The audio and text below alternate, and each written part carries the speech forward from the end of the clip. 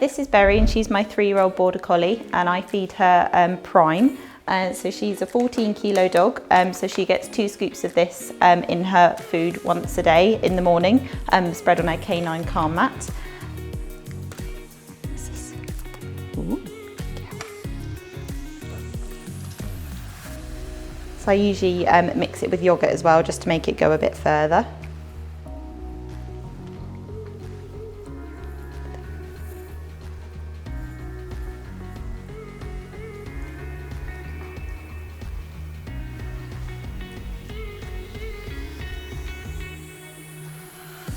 And also to keep Berry's coat in optimum condition, I like to use the Gleam towel to wipe her down.